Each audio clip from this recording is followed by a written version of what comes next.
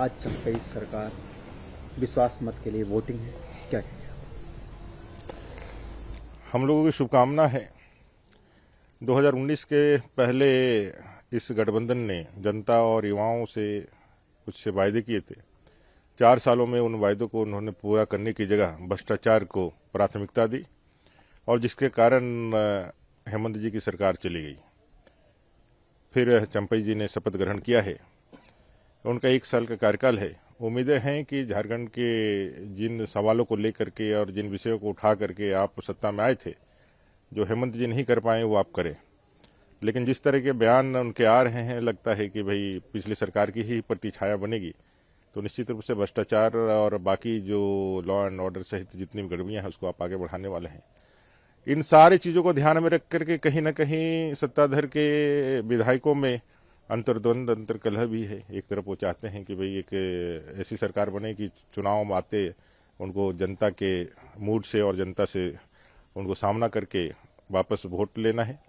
दूसरी तरफ पद और पदोन्नति का एक विषय भी है। इन सारी चीजों के कारण उनको 3 दिन झारखंड में सरकार रहने के बावजूद भी बाहर ले जाकर के रखा गया, कैद करके रखा गया, 4-5 पुलिस के कस्टडी में रखा गया। एक तरह से आज आए हैं, अभी भी उन लोगों को कस्टडी में ही रखा गया है।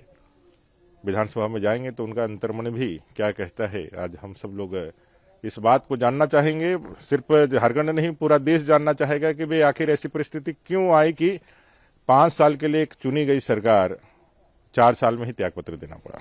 उनकी तरफ से यह आरोप है कि आप लोग कहीं खेला न कर दे, इसलिए विधायकों को हैदराबाद भेजा गया। एक चीज जो स्पष्ट होनी चाहिए कि जो माननीय विधायक होते हैं वो निर्वाचित जनप्रतिनिधि होते हैं। 3 लाख 4 लाख लोगों का प्रतिनिधित्व करते हैं और उनका अपना विवेक होता है, अपनी कुछ विशिष्टता होती है, इसीलिए जनप्रतिनिधि के रूप में चयनित होते हैं।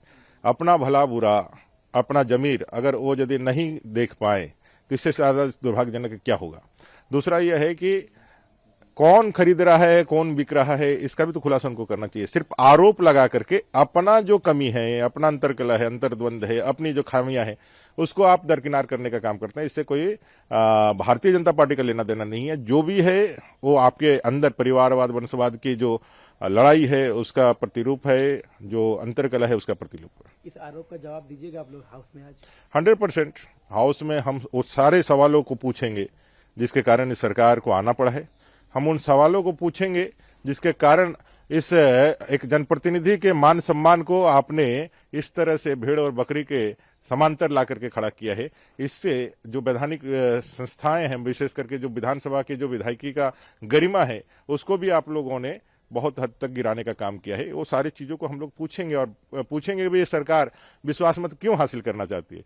अगर 4 साल के उस प्रेत छाया हुई आगे बढ़ाना चाहती है तो उसका तो हर्ष 4 साल में हुआ है।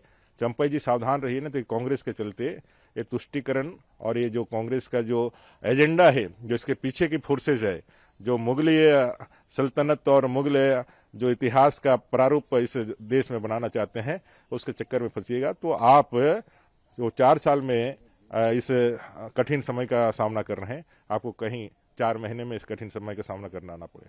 कोर्ट ने हेमंत को भी दिया है परमिशन कि वो भी वोटिंग में शामिल हो सकते हैं। ये वैधानिक अधिकार है, ये वैधानिक अधिकार है। कोई भी अंडर ट्रायल रहने वाले जब तक उनकी सदस्यता रहती है, किसी भी